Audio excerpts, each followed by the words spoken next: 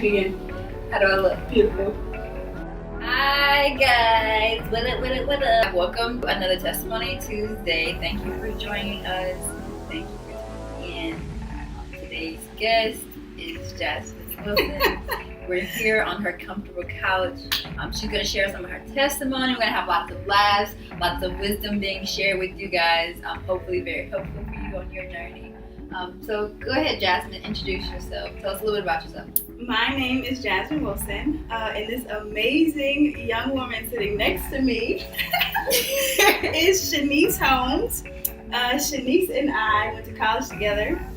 We've been friends since sophomore year. What year was it? No. We were friends freshman year. So Shanice is a recruiter. Admissions counselor at LSU. And what did you get your degree in? My degree is in kinesiology. With a concentration in fitness studies. Those things are like not the same. No. At all. Totally different. How did you get into this field? Like into this new profession? A lot of searching. Just trying to figure out like things that I like to do and figuring out a way that I can use my gifts to kind of like pay it forward. What do you like to do? Well, I always knew I like serving and helping people. And so I was like, okay, that's so much that I can do with that. Yeah. And so within the medical field, I thought that was the route for me. But with my jobs, it was just more physical work, and I really didn't have the impact that I wanted. I didn't feel like I was using all of my skills and talents. It didn't feel like purposeful work for me. So I was like, yeah, it's time to get out of that. So just kind of like replaying my life, realizing looking for moments where I wish that I had like a me in my life, allowed me to kind of go back and like, hey, if I would have had that person, like that experience would have been a lot better. And so I wanted to step into roles like that. So you mentioned that you were passionate about serving. Like helping people. Right. Like filling in that gap. Just because there were a lot of gaps in my life. Like I said, I can look back and see the places where I wish I had someone tell me the things that I wish that I know now. Right. And so that's my thing. Like I'm passionate about filling in that gap for people. How are you doing that right now? So let me tell you the story. Yes. When I was in high school, my senior year, I was applying for colleges in Louisiana. And one college I had committed to, got a scholarship there, everything. I got to visit, seal deal. And LSU had always been like this big dream. Like I followed the sports teams. Never even considered like attending LSU because it was just too big for me in a sense. And so one of my teachers was like, "Why don't you apply?" And I was like, no. Like I would never get in. I would never survive there. Like no, like LSU was just too big for me. And so I decided to apply. I applied in like February. I didn't tell anyone. Like nobody knew. I didn't even tell my teacher. And so I got my acceptance letter. And like no one knew that I was attending LSU until graduation night when I had like make the announcement that I was attending LSU. Not even your family knew? No, like because I never visited. I never like put out there that I was even interested in LSU. It was because I didn't want to share my failures with people. Yeah, that's hard. Like I said, like it was so far fetched for me to even think about going to LSU. And then like me thinking about it, I feel like people would have turned me down. My counselor actually did. So I went to her after my teacher told me that, and I was like, I'm thinking about LSU, but I don't know, it's just too much for me. And she told me to go to ULM and then transfer. Anyone in college knows how difficult it is to transfer to another, university. Your GPA has to be a lot better than it would be. And all of your classes don't even transfer over. Exactly. And so, like, that showed me that, like, she really didn't care. And then I went back to my teacher, and she was like, you have everything that it takes to not only go to LSU, but be successful there. You have the work ethic, you have the drive, you have the passion to do well there. And, like, that was the inspiration that I needed. Like, someone to see those things that I didn't see and push me in a direction that would, like, make me a better person in the end. And so I'm very, very thankful for that moment. And I share that with the students. Mainly because I'm going back to my old high school. I'm going back to those small schools, talking to those students who are more than capable of doing very well at LSU. They just don't know that LSU is possible for them. So me having the opportunity to go back and share that with them, let them know that you are welcome and wanted at LSU, no matter where you're from, no matter what school you come from, no matter what color you are, like you are wanted there. That's good. Wow. And I think just that experience, that I had to go through that, that's where my passion comes from in my job. Yeah, I can see that. I feel like that fits you. I feel like you are very kind-spirited, and you're soft-spoken in a confident way. Like you lay the foundation and you let it be known, like, hey, I'm Shanice, and this is what I'm going to tolerate. But now you don't even say anything. You kind of just observe and allow the room to keep going, and then you declare your space. You declare like who you are, what's going to be done. I think one thing I've always admired about you is your confidence. Like, what? Yes. You are so I'm just like, dang. Like, the things that you do, y'all. Shanice braided her own hair. The fact that you can do that and just keep going, like, I'm cute. I know I needed this. But, like, that takes confidence. No, but seriously, like, your style, your the way you carry yourself, the way you speak to other people, it's really evident that you are kind, but that you're also very confident in your demeanor, and you're confident in what you're willing to accept. I love when we get to talk about different stories of things that have happened to you, and you're like, I cut so-and-so off, and I'm just like, blocked! I'm like, yes, let them know that you're not about to tolerate that foolishness. Like, y'all need to use that block list. It works there for wonders. a reason. It's there for a reason. Wonders. And like, I'm learning more and more about boundaries. Like now, like they're so necessary. So important. Especially when you're trying to use so much of your energy into something that you love and that you want to be better at. Like wasting energy on other people, and they're not like trying to refill you and like help you out. Like that is so exhausting. Yeah. So exhausting, and that takes away from you fulfilling your purpose. Because it's not a symbiotic relationship. They're predators at that point. Yes, they're like bloodsuckers. Like, yeah, they leech on and they just suck all of your energy. They kill the vibe. They steal your joy. But this is the thing about that. Like, they are there because there's something that you want. So, like, yeah, they kill your joy and they suck everything out of you, but there's something that you want from that, and that's why they are there in that space. So even though there's like all of this about them that like drains you, you need to find that thing that you want and find like a more healthier way to get that thing. Yeah, that's good. I never thought about it. Because I always thought, like, why do I even like think about like having someone in my space if I know that if they're draining and if they're not good for me. And so just like through thought, through meditation, through prayer, like been exposed to the fact that like there's something that you want and they are providing that for you. It's not the healthier option for you, but you're not seeing that. I would also say we allow it to take place so that we can become better versions of ourselves. And that, there's something that they need to teach us. Yes. Like I know for me, I needed to learn how to stand up for myself in a polite, respectful way. Because I used to be like, I'm going to cuss you out. I'm going to roll my neck, yell at you, all these things. But at the end of the day, when I'm behaving like that, the only person that looks foolish is me. Yeah. So I needed to learn how to come above that and to be a silent killer. And not even like kill you, like hurt your feelings, but just kill you and let you know, like, I'm not the one. Yeah. Like, you're not about to go play with me. That's so interesting. I've never heard of it like termed that way. What does passion mean to you? Oh, that's a hard question. Just doing something that makes you feel fulfilled. That's as simple as I can put it. That's what passion is. Yeah. What about you? How would you define passion? I would say passion is selfless sacrifice. Doing something that requires little effort and energy. So something that you know that you enjoy doing, but it's not like someone is like has to pull you out of bed. Somebody has to inspire you. You like you're already there. You're already at that point of like, I'll do this until the wheels fall off. Like, I'll do this if I don't get paid. I'll do this because it brings me joy. It brings me peace. And I think, that's how I define passion. For you personally, was it like easy to find your passion? Do you know what your passion is? I'm still learning what my passion is.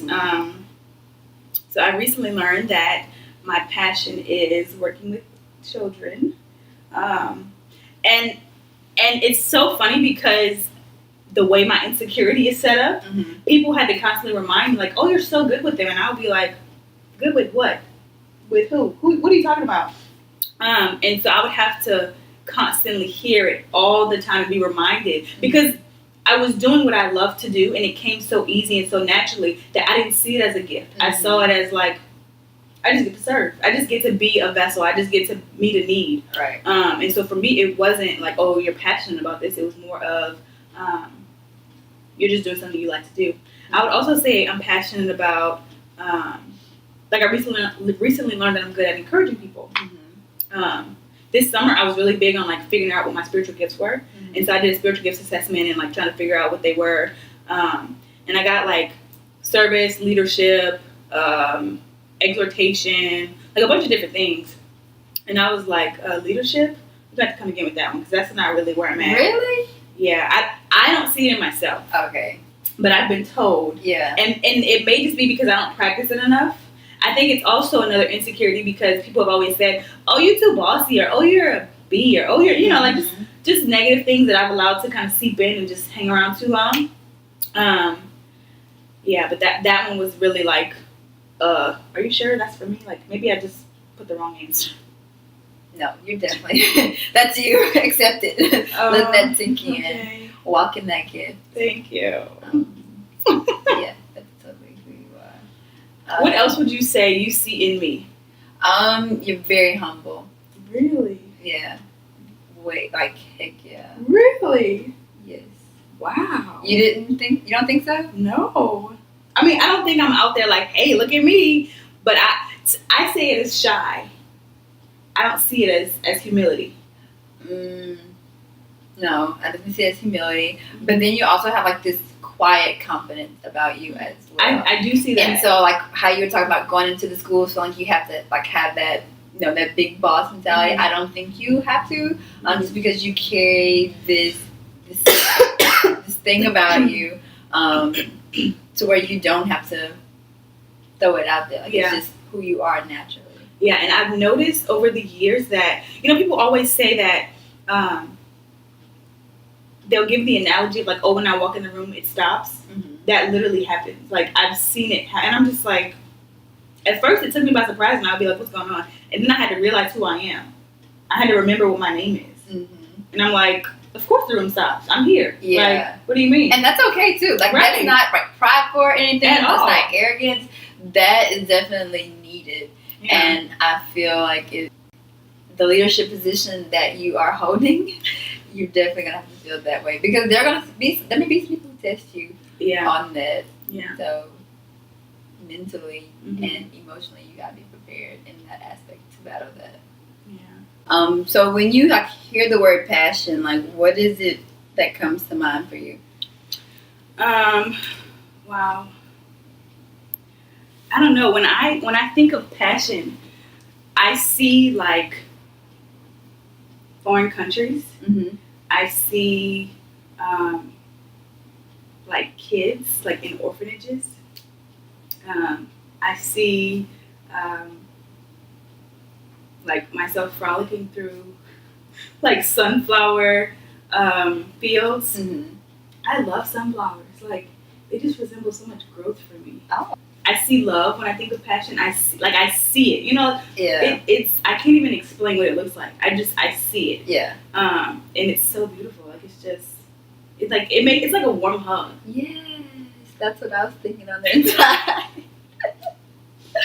Yeah, like when I think of passion, Like, I think of energy. I am a very energetic person. Like, when I'm speaking, when I'm just chilling with my friends and like having conversations, like, I know passion through the people because I feel that energy from them. When I'm doing things that I'm passionate about, like, I am like so excited, like really, really happy, and I feel that. And so when I think about passion, think of the energy. I think of love. And for me, I've defined love as something that is safe, something that is warm, and something that provides freedom. And kind of like you said, like running through the field of flowers, you feel so free. Yeah. And it just, and you don't care about who's around. You don't care about who's looking at you. You don't care about what you look like, what you're wearing. You just like, you're just doing it. Because that's your authentic. About it, right? That's who you are. That's your most authentic self, and that's how I know when I'm in the right space, when I'm around the right people. Because I don't have to like force anything. I feel like I am myself and like my real self, and I feel them as they are. Yeah. How do you tell when that passion isn't, when it's not reciprocated? I feel it, like, from people or from like jobs or from spaces. Let's talk about your last job experience. How you knew that was no longer fueling your passion. I was so tired, like exhausted, and not necessarily physically exhausted because like physically I'm used to like pushing myself past exhaustion, past those boundaries, but more mentally I feel like I was not being my best self, and I didn't have the space to be my best self. I was being who someone told me to be. I couldn't be Shanice. I couldn't be my authentic person. You had to put yourself in a box to please somebody else. Well, like just following their rules. Following their rules, and I didn't like that. Like, that's not me. That's not who I am, and I couldn't serve people from that space. Like, because it's not genuine. It didn't fit. You know what I'm saying? Like, I didn't feel it, and so if I'm exhausted, my interaction with people was going to come from an exhaustive place. It wasn't going to come from a place where I felt happy. Like, I couldn't give that energy to them because that's not the energy that I had within me. Hearing you talk about that reminded me of how I lost my passion for athletic training. And so I was never that person that's like, oh my gosh, when I grow up I want to be an athletic trainer. Like, I kind of just fell into this and just so happened to be fairly decent at it. For me, it was always about the connections and the people that I got to work with, the challenges in terms of like, oh, I get to create a new rehab today, or oh, I get to, break down these barriers with so-and-so, they're having a hard time. I get to connect with them. And being an athlete takes a lot of work. Like, mentally, physically, spiritually, like it's very demanding. And there's a lot of components that are happening around, especially as a collegiate athlete. You have school, you have family, you have your sport, you have to worry about your social life, you got to worry about you're going to be able to play, like all these different things that go into it. And I always thought as like athletic training, you get to care for the whole person, not just their physical. And I think for me, I lost it when my passion, or not even my passion, my commitment to serve was taken for granted. They saw that I was a new graduate. They saw that I was eager and ready to learn and excited, and I was bright-eyed and bushy-tailed, ready to work, ready to serve, ready to learn. And the environment was already unhealthy and toxic before I came in there. So they didn't know how to take care of someone like me, someone who was so big but so little at the same time. I knew that what I was going to do and what I was planning to do was going to be big and it was going to be meaningful, but I didn't know how to stand up for myself. I didn't know how to set those boundaries in place, especially in the workplace. That's really hard. Because I came in and I was like, I'm going to be the best. I'm going to, make these people love, like all these things. I was a people pleaser. And it was just so unhealthy. It was so tough. I almost had depression. That's how this blog came about, because I was in such a miserable state that was my only source of communicating. Like, I was doing so many things that I just knew were like, not, like looking back, I'm like, thank you God that I did not like get hurt, like mentally or physically, from that, because I was really, really reckless in that time. And so it really it put a really big stain on the way that I see that profession, Mm-hmm. and even collegiate athletics for that matter. But I think that God is slowly like removing that scarlet letter. So, like, saying that with that experience that you had, like, right out of college, it kind of sounds like you feel like you have to protect your passion. Would you agree with that statement? Yeah. Okay, and so considering that experience, like, what is the way that you think that you can, like, still protect your passion, but do what you need to do to hold your place in the work environment? Boundaries. Because you can be my boss, but you're only going to treat me a certain way. Mm-hmm. I'm only going to allow you to treat me a certain way. Just because you sign my paycheck does not mean you dictate who I am. Right. You don't get to tell me what I'm worth. You don't get to tell me who I am. You don't get to tell me my name. You don't get to tell me my possibilities and my range and how far I can go. Mm-hmm. That's not up to you. Like, now, if you want to have that dynamic and that dialogue, then yeah, I'm all for you pouring into my life and telling me how good and how great I am, but then also telling me there's things that I can work on. Yeah. But if you're constantly telling me, like, you suck and this is the job for you, and just things that you see as beneath you that you're giving me to do, that's not going to work.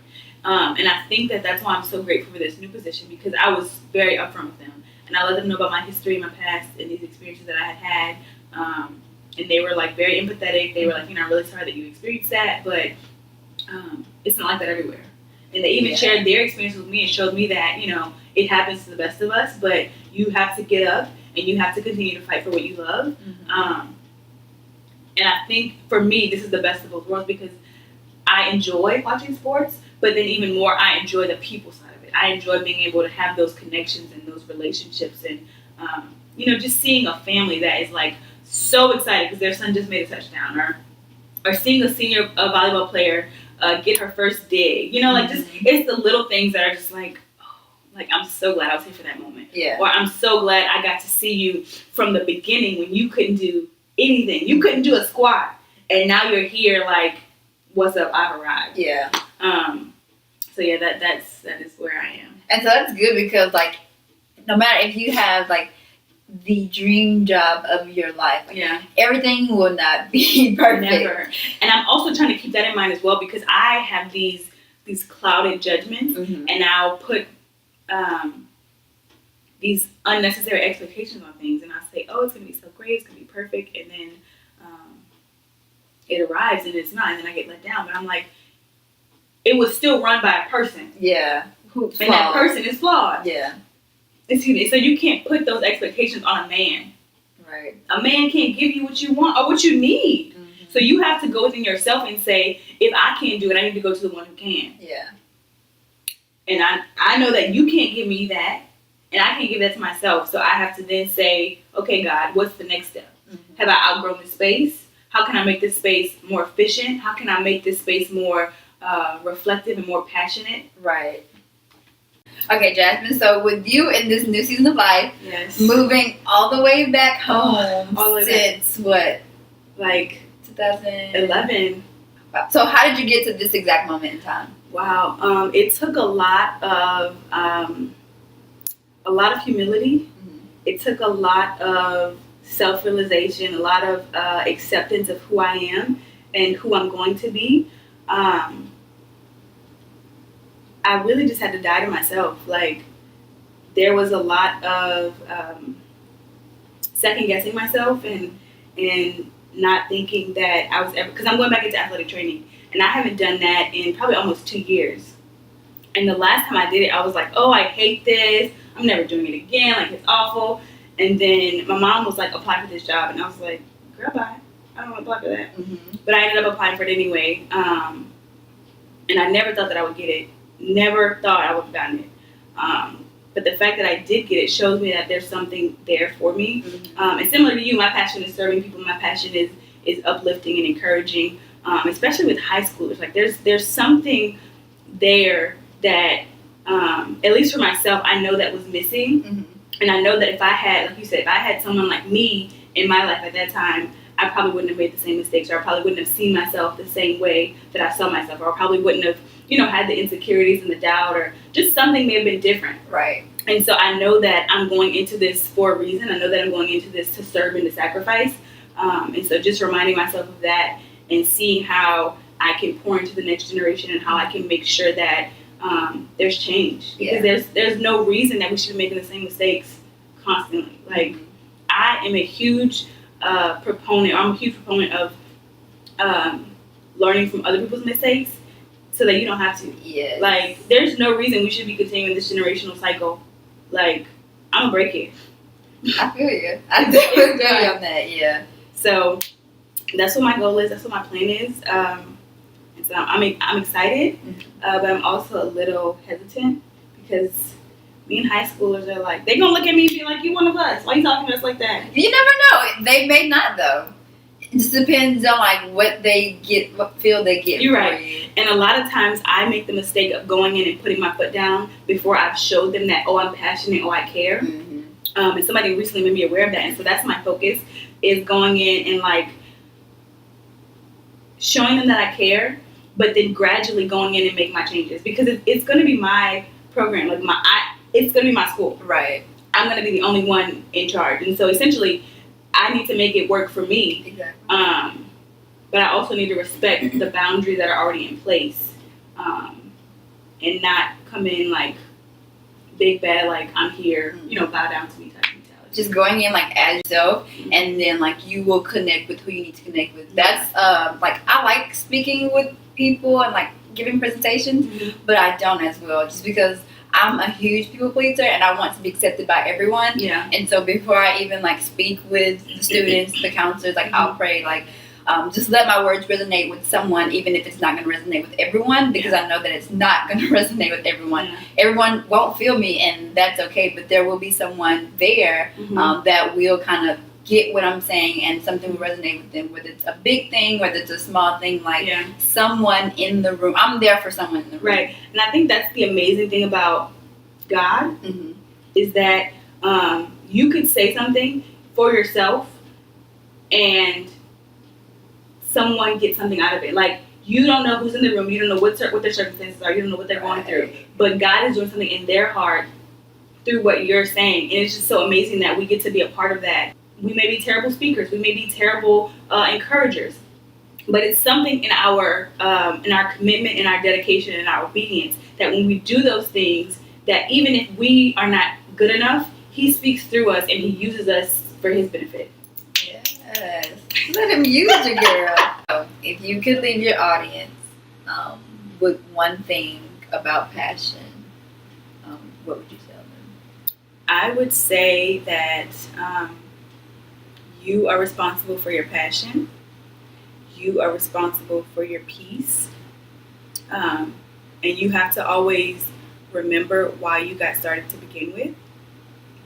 If you forget, or if you let anyone else control what that passion looks like for you, it's no longer yours, and it's no longer the driving force for whatever you're doing. And I know it's easy to get lost in that sometimes when the road gets hard or you get distracted. And so for me, that's always my biggest thing, is making sure that I'm intentional about fighting for my passion and making sure that the boundaries are not crossed, because boundaries are important. And if people cross your boundaries, it's not good for you. Like, they don't care. Right. It's your problem that your boundaries have been broken. What would you say? I'm going to piggyback off you and say fight for your passion. I know I went the longest after I graduated college, and I was like, what am I passionate about? What am I going to do? And then like you can kind of get caught in the cycle of working because bills got to be paid. Yeah. So with all of that happening, within you trying to have a social life and spend time with your friends and family, like continue fighting for your passion, and with that, fight for yourself, because when you find yourself, that's when you find your passion. When you find what you truly love, what you truly enjoy, and what you want to spend your time and energy towards and investing in, then you will find that thing that will fill you up. You'll think that you're being drained. You may think that you would be drained from giving out so much, but you're actually not. You're actually being fulfilled each and every moment that you're involved with that. So don't give up. Fight for your passion. And I say that because the position that I have now, I had an interview for the same position exactly a year ago. Wow. Exactly a year ago. Didn't get, I went through 2 rounds of interviews, didn't get it. And so I didn't give up, but I knew that it wasn't for me at that time. So I just continued doing, did what I had to do because bills had to be paid. And then I saw another opportunity come up. And I truly believe that what's for you, will find you and meet you wherever you are. Just keep putting in the work, keep preparing for that moment. Prior preparation prevents poor performance, the 5 P's, and keep fighting for that passion and fight for yourself. Well, my friends, this has been another phenomenal Testimony Tuesday. Yes. If you have any questions for us, any thoughts you'd like to share with us, we welcome them. Drop them below. Share them. Be kind. And if you would like to follow Shanice, she is on Instagram at Shanice.Michelle, right? Shanice_Michelle with 1 L. But I do want to find some kind of avenue to connect and to share with people, including you guys. So go ahead and start by following me on Instagram, and then we'll connect and go from there. Yeah. Thank you guys for watching. Bye. Bye.